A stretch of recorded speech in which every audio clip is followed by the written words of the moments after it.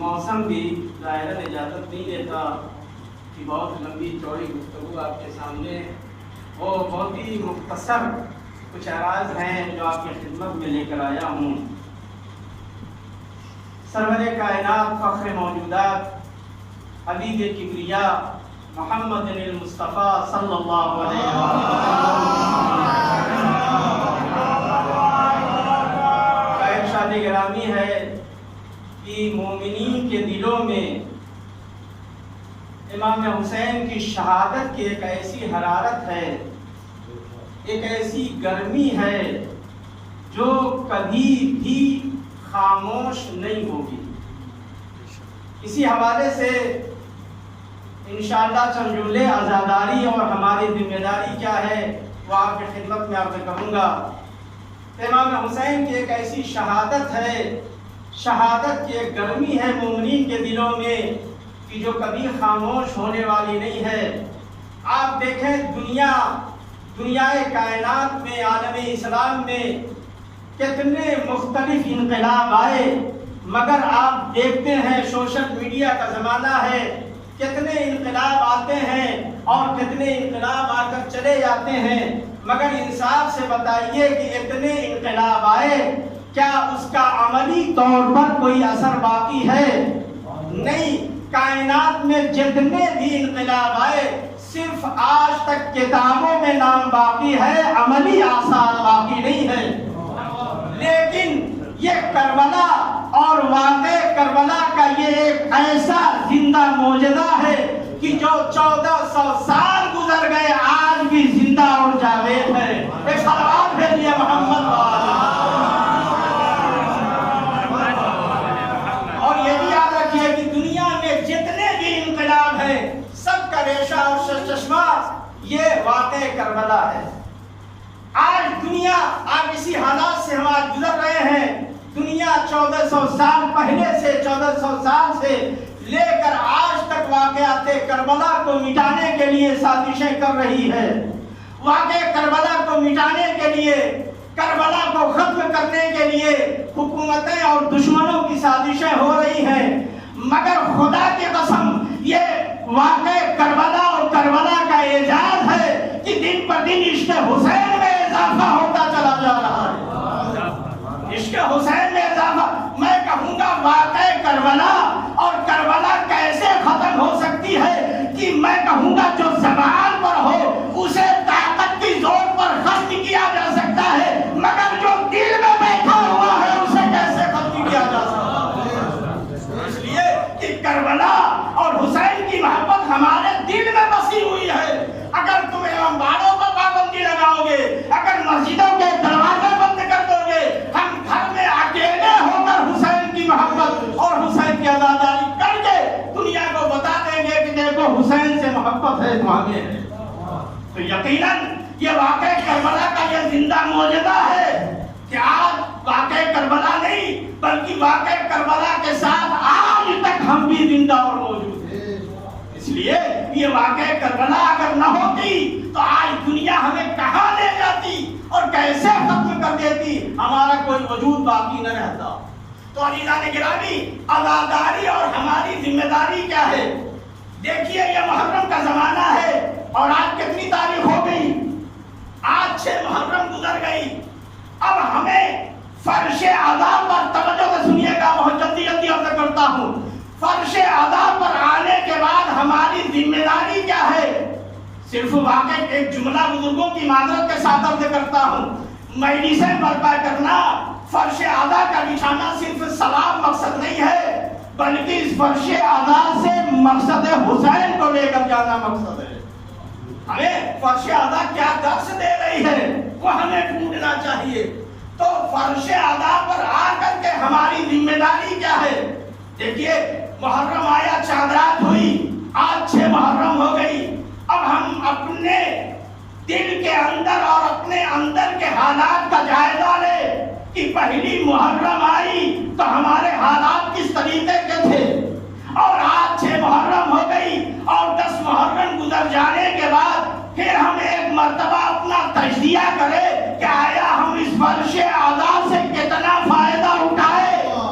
جو کیجیے گا، اگر پہلی وہی حالت تھی اور 10 محرم کے بعد وہی حالت رہی، تو معلوم یہ ہوا کہ ہم نے فرش اعلیٰ کو بچھایا مگر فرش اعلیٰ سے کوئی فائدہ نہیں اٹھا سکے۔ ایک صلوات بھیجیے محمد و آل محمد۔ گرامی، یہ فرش اعلیٰ کی اہمیت ہے۔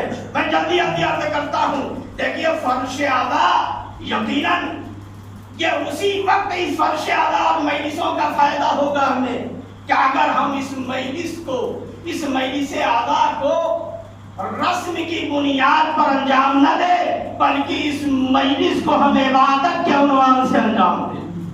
اگر خدا نخواستہ اگر ہم نے ان مجلسوں کو اس لیے برپا کیا کہ ہمارے آباء و اجداد کرتے تھے لہذا ہم مجلسیں کریں گے، اگر ہمارے دل میں اگر ہمارے دماغ میں یہ بات رچی اور بسی ہے کہ ہمارے آباء و اجداد کرتے تھے اس لیے ہم مجلسیں کریں گے، مقصد ہے اہل بیت کو ہٹا کر کے، تو یقین جانیے کہ اگر ہماری حالات میں کوئی تبدیلی نظر نہیں آئی تو معلوم یہ ہوگا کہ مجلسیں تو ہم نے کی، محرم تو ختم ہو گئے مگر کربلا ہمارے دل میں نہیں اتری ہے۔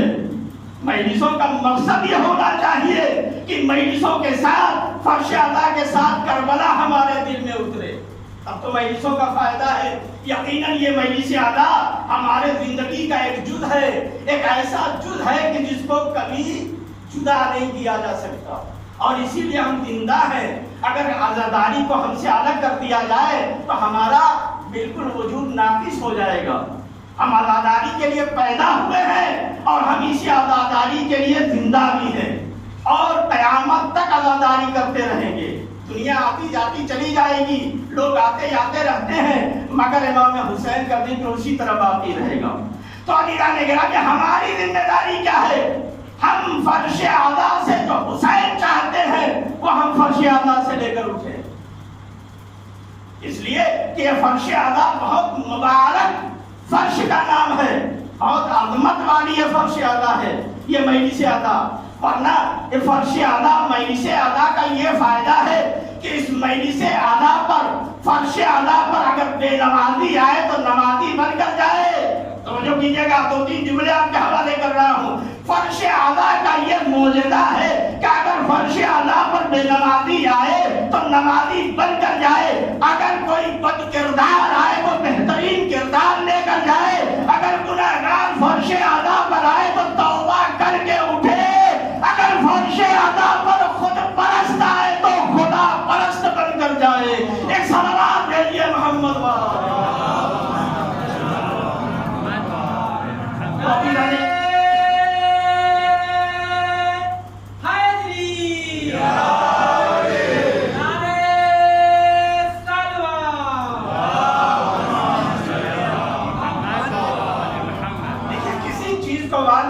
کے لیے اس کے لیے وقت درکار ہے، مقدمہ سازی ہوتی ہے، تب جا کے صحیح طریقے سے بات پہنچتی ہے۔ لیکن ہماری مجبوری یہ ہے کہ دامن وقت میں بالکل گنجائش نہیں ہے، بس مقدمہ اور تمیلی تک مسئلہ ہے، بقیہ انشاءاللہ موقع ملا تو مقصد اور قیام حسین کیا ہے آپ کے سامنے میں تفصیل سے عرض کروں گا۔ تو دیکھیے، آج فرش اعلیٰ کو ہم نے بچھایا اور آج فرش اعلیٰ نے ہمیں قیامت تک کے لیے اس قوم کو باقی رکھا، اور آج ہم دنیا میں سر اٹھا کر عزت کے ساتھ ہیں تو اسی مجلس اعلیٰ کی دین ہے، اسی مجلس اعلیٰ کی دین ہے کہ ہم آج دنیا میں سر اٹھا کر زندہ ہیں۔ سر ہمارا اونچا ہے تو اسی عزاداری اور فرش اعلیٰ کے ذریعے سے۔ تو عزیزان گرامی، ہم بڑی آسانی سے کہہ دیتے ہیں کہ کربلا ایک درسگاہ ہے، اس پر کلام بھی لکھے جاتے ہیں، ذاکرین بھی بڑے اچھے اچھے الفاظ آپ کو دے کے چلے جاتے ہیں، مگر حقیقت میں یہ کربلا درسگاہ ہے۔ اس درسگاہ سے ہم کتنا فائدہ اور کتنا درس لیتے ہیں بس ہمارا دل جانتا ہے اور خدا جانتا ہے۔ تو یہ درسگاہ ہے کربلا، اور کربلا ہمیں مختلف طریقے کی درس دیتی ہے۔ سب سے پہلے کربلا اور فرش اعلیٰ ہمیں کردار کا درس دیتی ہے، اور امر بالمعروف اور نہی عن المنکر کا بھی درس دیتی ہے، اور اس کے ساتھ ساتھ ایک دولت کا بھی ہمیں درس دیتی ہے. آپ سوچیں کربلا اور فرش اعلیٰ یہ دولت اور مال کا کہاں تذکرہ. تو آپ توجہ کریں کہ کربلا اور درسگاہ کربلا ایک دولت کا بھی درس دیتی ہے. وہ کوئی دنیاوی دولت نہیں ہے بلکہ وہ عملی اور معنوی اور روحانی دولت کا درس دیتی ہے. اب اگر دنیا میں آج انسان دنیا والے آج ہمیں بے پناہ دولت دے کر ہم سے کہے کہ تم حسین کی محبت کو چھوڑ دو, تم حسین کا غم نہ مناؤ, تو انصاف سے بتائیے کہ ہر حسینی کردار رکھنے والے کا جملہ یہی ہوگا کہ تم پوری کائنات کی دولت کو ہمارے قدموں کے نیچے رکھ دو مگر ہم حسین کی محبت کو نہیں چھوڑ سکتے. اس لیے کہ یہی حسین کی محبت ہے جو ہمیں باقی رکھے ہوئے ہے. تو یقیناً یہ بات سچ ہے کہ ہر حسینی کردار رکھنے والا دولت کے کبھی دوڑ نہیں لگاتا. میں کہوں گا کیسے؟ حسین کا چاہنے والا دولت کی طرف نہیں جاتا بلکہ دولت حسین کے چاہنے والوں کے پاس آتی ہے. حسین کے چاہنے والوں کے پاس دولت آتی ہے. بس دو تین جملے اور ربط مسائب اور آپ کی رحمت تمام. تو یقیناً یہ فرش ادا ہمیں مقصد حسینی کا درس دیتی ہے کہ حسین اب اتنی بڑی قربانی آج جو میں آپ کے خدمت میں عرض کروں گا. صاحب اولاد بیٹھے ہوئے ہیں میرے سامنے کہ امام حسین مظلوم کربلا نے رسول کے نواسے حسین نے کتنی بڑی قربانی دی. اس کا مقصد کیا تھا؟ ہم حسین کی اس قربانی کو بیان کرتے ہیں اور بیان کر کے گریہ تو کر لیتے ہیں, ثواب تو مل جاتا ہے, مگر ہمارا ذہن اس طرف نہیں جاتا کہ اتنی بڑی قربانی امام نے کیوں کر دی تھی, کیا امام نے قربانی دی تھی. اس مقصد کی طرف اکثر ہمارے قوم کے بچے ان کا ذہن نہیں پہنچ پاتا. تو یقیناً جتنی محبت ہمیں حسین سے ہے, توجہ کیجئے گا بس آخری جملہ ہے, جتنی محبت ہمیں حسین سے ہے اتنی محبت ہمیں مقصد حسین سے بھی ہونا چاہیے. جتنی بڑی نگاہ ہماری حسین کے ذات پر ٹکی ہوئی ہے اتنی نگاہ ہماری مقصد اور قیام حسینی پر بھی ہماری نگاہ ہونا چاہیے. صرف مجلسوں کو برپا کر لینا, ثواب کو اکٹھا کر لینا, یہ مجلس کا مقصد نہیں ہے. مجلس کا مقصد ہے کہ انسان مومنین آ کر کے فرش ادا پر بیٹھ کر کے قیام اور مقصد حسین کو لے کر جائے. مقصدیدو بھائی اسی حوالے سے اس لیے کہ دیکھیے بس ایک واقعہ چھوٹا سا ہے جو ربط مصائب ہے اور کچھ جملے مصائب کا اور آپ کی رحمت کا معاملہ ہے. ٹھیک ہے, مقصد حسین یہ نہیں ہونا چاہیے جیسے بعض خطیب ہوتے ہیں جو شہرت کے لیے مجلسیں پڑھتے ہیں. میں کسی پہ الزام نہیں لگاتا مگر یہ ایک ایسی چیز ہے شہرت جو انسان کو اپنے گھیرے اور چنگل میں لے لیتی ہے. بہت سے ایسے افراد ذاکرین ہیں جو اپنی بیان اور اپنی ذاکری اور خطابت کے اوپر فخر کرتے ہیں, غرور ہوتا ہے, شہرت چاہتے ہیں. تو میں وہی عرض کرتا ہوں کہ دیکھیے فرش ادا ایک ایسی جگہ کا نام ہے کہ جہاں پر انسان, ایک جملہ یاد آ گیا عرض کر دوں, اتنی مقدس جگہ ہے. اس کی دو وجہ ہے. ایک وجہ یہ ہے کہ اسی فرش ادا پر ہماری اور آپ کی معصوم ہستیاں آتی ہیں, ایک وجہ اس لیے مقدس ہے. اور دوسری چیز یہ ہے کہ اس فرش ادا سے ہمیں درس اور مقصد حسین ہمیں ملتا ہے. تو اب یہ جملہ یاد رکھیے کہ جس طریقے سے علماء نے بھی کہا ہے, تاکید کیا ہے کہ جس طریقے سے آپ نماز پڑھتے ہیں تو آپ جسمانی اور روحانی معنوی اعتبار سے پاک صاف ہو کر کے جا کے نماز پڑھتے ہیں.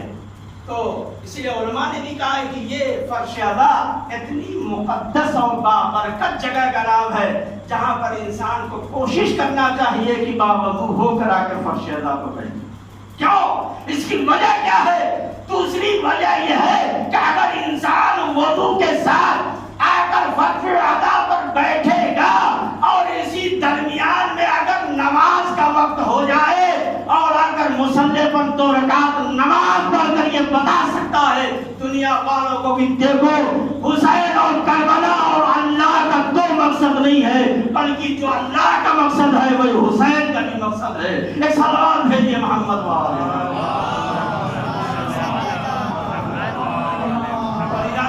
بہت سے ایسے خطیب و ذاکرین ہیں جو بڑے بڑے مجمع میں پڑھنے کے عادی ہوتے ہیں۔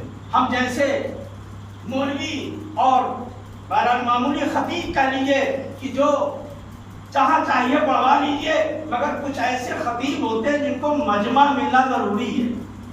اب بہرحال نیت جو بھی ہو تو میں اسی حوالے سے ایک واقعہ عرض کرتا ہوں۔ ایران میں ایک بڑے خطیب کا نام ہے جن کا نام ہے مرحوم آیت اللہ سید علی اکبر کوثری، جو بڑے خطیب تھے امام خمینی کے زمانے میں، بڑے پائے کے ذاکر اور خطیب مانے جاتے تھے، جن کا یہ دستور تھا کہ وہ ہمیشہ بڑے بڑے لوگوں کے ہاں، یعنی امام خمینی کے گھر اور بڑے اور بزرگ مراجع اکرام کے گھر جا کے وہ مجلسیں صرف پڑھتے تھے۔ تو واقعہ یوں ہے کہ وہ خود بیان کرتے ہیں کہ ایک دن میں نے روزے عاشورہ، توجہ کیجیے گا، اگر انشاءاللہ یہ جملے آپ کے دل میں اتر گئے تو مسائل پڑھنے کی ضرورت نہیں ہے۔ وہ بیان کرتے ہیں کہ روزہ عاشورہ میں ایک مجلس پڑھ کر کے آ کے ممبر سے نیچے اترا اور اتر کر آ کے بیٹھنا تھا کہ 4-5 چھوٹے چھوٹے بچے آ کر میرے سامنے بیٹھ گئے، جن میں ایک چھوٹی سی بچی ہے جو آگے پڑھ کر آواز دیتی ہے، اے آغا کوثری، کیا یہ ممکن ہے کہ ہمارے ہاں چل کر کے ہم بچوں میں ایک مجلس کو پڑھ دیجئے؟ تو آغا کوثری یہ کہتے ہیں، دیکھو آج عاشور کا دن ہے اور میں بڑے بڑے مجموعوں میں مجلسیں پڑھتا ہوں اور آج بہت زیادہ مجلسیں میرے پاس ٹائم نہیں ہے۔ یہ کہنا تھا کہ وہ چھوٹی سی بچی رونے لگی، رونا تھا کہ آغا کوثری کہتے ہیں کہ میرا دل نرم ہوا، میرے آنکھوں سے بھی آنسو جاری ہو گئے۔ میں نے کہا ٹھیک ہے، میں بچوں تمہارے درمیان بھی میں نہیں پڑھوں گا۔ وہ تیار ہو گئے، بچے لے کر آغا کوثری کو اپنے ٹوٹے ہوئے اور کچے مکان میں جہاں مٹی اور خاک تھی ان پر فرش ادا بچھایا اور آ کر کہا آغا کوثری یہی آپ کو مجلس پڑھنا ہے۔ چند بچے وہاں پر پہلے سے موجود تھے، یہ 4-5 بچے ساتھ میں گئے اور جانے کے بعد آغا کوثری نے مختصر مجلس پڑھی۔ مختصر مجلس پڑھنے کے بعد تھوڑے مسائل پڑھے، مسائل پڑھنے کے بعد نیچے اتر آئے۔ جب نیچے اترے تو تبرک کا ہر دور میں، ہر زمانے میں یہ سسٹم رہا ہے، اس وقت بھی چھوٹے چھوٹے بچوں نے چائے کا انتظام کیا تھا۔ تو آغا کوثری سے کہا کہ اے آغا کوثری، دیکھیے تبرک کے طور پر ہم نے چائے بنائی ہے، آپ بغیر چائے پیے ہوئے گھر تشریف نہ لے جائیے گا۔ تو انہوں نے کہا ٹھیک ہے۔ اس کے بعد ایک بچی گئی اور جانے کے بعد ایک پیالی میں چائے لے کر آئی، لانے کے بعد آغا کوثری کے سامنے پیش کیا۔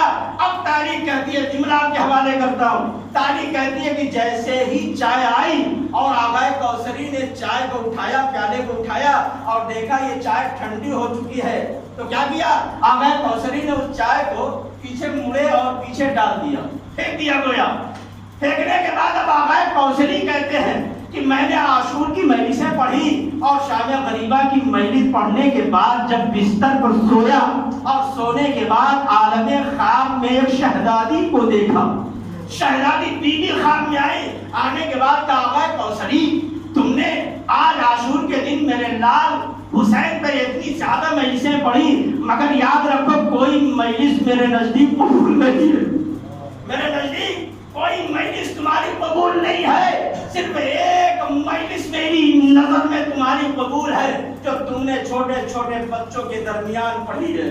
تو یہ کہنا تھا کہ آغا کوثری نے ہاتھوں کو جوڑ دیا، جوڑنے کے بعد کہا اے بی بی زہرا، کیا مجھ سے کوئی خطا ہو گئی ہے؟ ایک مرتبہ بیوی نے آواز دیا کہ اے میرے لال کے ذاکر، صرف ایک مجلس تم نے پڑھی ہے جو آج عاشور کے دن مجھے قبول ہے، اور اس کے ساتھ ساتھ مجھے ایک شکایت تم سے ہے۔ یہ کہنا تھا کہ آغا کوثری گھبرا جاتے ہیں، گھبرا کر کے یہ آواز دیتے ہیں شہزادی کیا مجھ سے کوئی غلطی ہو گئی ہے؟ ایک مرتبہ شہزادی کہتی ہے اے آغا کوثری مجلس کے بعد چھوٹے چھوٹے بچوں نے چائے کا انتظام کیا تھا مگر ناگواری کی وجہ سے تم نے اس چائے کو پھینک دیا. تمہیں پتا ہے کہ اس چائے کو کس نے بنایا تھا؟ اے کوثری ارے اس چائے کو ارے تمہاری شہزادی فاطمہ زہرا نے اپنے ہاتھوں سے بنایا. آزادارو خدا آپ کو کوئی غم نہ دے سوائے مظلوم کربلا کے. آج 6 محرم ہو گئی, 6 محرم گزر بھی گئی. آج ایک بڑی قربانی کا ذکر ہوتا ہے پر چند جملے وقت نہیں ہے. عزیزو کون قربانی, کون علی اکبر, وہ علی اکبر جس کے لیے ملتا ہے کہ امام حسین کہتے تھے کہ میرے لال جب میں نانا کی زیارت کو چاہتا تھا کرنا چاہتا تھا تو تمہارے چہرے کو دیکھ لیتا تھا. اے میرے لال جب میں تمہارے اپنے نانا کی زیارت کو مشتاق ہوتا تھا تو میں تمہاری زیارت کر لیتا تھا. بس عزیزو میں نے تمام کر دیا. عزیزو جناب علی اکبر وہ وقت آیا تمام مسائل کو چھوڑتے ہوئے وقت آیا. جناب علی اکبر آئے باپ کی خدمت میں کہا بابا جان مجھے اب جنگ کی اجازت دیجیے. ایک مرتبہ امام مظلوم کربلا آواز دیتے ہیں اے میرے لال علی اکبر ارے مجھ سے پہلے جاؤ اپنی پھوپھی اماں ارے جناب زینب سے رخصت ہو لو اس لیے کہ تمہاری پھوپھی اماں نے تم کو 18 سال تک پالا ہے. یہ کہنا تھا. عزادارو جناب علی اکبر امام مظلوم کے ہاں سے خیمے میں آئے. اب خیمے میں کس طریقے سے رخصت ہوئے مجھے بیان نہیں کرنا ہے, بس ایک جملہ آپ کے حوالے کرنا ہے کہ ایک مرتبہ جناب علی اکبر ماں اور بہنوں سے رخصت ہو کر ارے خیمے سے نکل رہے تھے. ایک چھوٹی سی بچی آ کر ارے بھائی کا دامن پکڑ لیتی ہے, آ کر آواز دیتی ہے اے بھیا علی اکبر ارے بھیا میں کس کے سہارے چھوڑ کر جا رہے ہو. آزادارو جناب علی اکبر خیمے سے رخصت ہو کر آئے. امام مظلوم کربلا کے سامنے کھڑے ہیں. امام مظلوم کربلا نے جناب علی اکبر کو آمادہ کیا. ارے سر پر امامہ رکھا, پٹکے کو باندھا, ہر طرح سے تیاری ہو گئی. ایک مرتبہ امام مظلوم کربلا نے اپنے جوان لال علی اکبر کو میدان کارزار کی طرف رخصت کرنا چاہتے ہیں. تاریخ کہتی ہے کہ امام مظلوم نے ارے دونوں ہاتھوں کو کر آسمان کی طرف اٹھا کر گریا کرتے جاتے ہیں اور آواز دیتے ہیں اے میرے اللہ آج تو گواہ رہنا, آج میں اسے کربلا کے میدان میں بھیج رہا ہوں جو تیرے حبیب کی شبیہ تھا. عزیزو جناب علی اکبر کو امام نے حوالے کیا. اب تاریخ کہتی ہے جناب علی اکبر آگے ہے, امام رخصت کر چکے ہیں مگر باپ کی محبت ہے. بیٹا آگے چل رہا ہے, باپ پیچھے. ایک مرتبہ جناب علی اکبر ارے پیچھے مڑ کر دیکھتے ہیں ارے ضعیفہ ارے لڑکڑاتا ہوا چلا رہا ہے. ایک مرتبہ علی اکبر نے آواز دیا ارے بابا جان ارے مجھے تو آپ نے رخصت کر دیا تھا, ارے آپ پیچھے کیوں آ رہے. ایک مرتبہ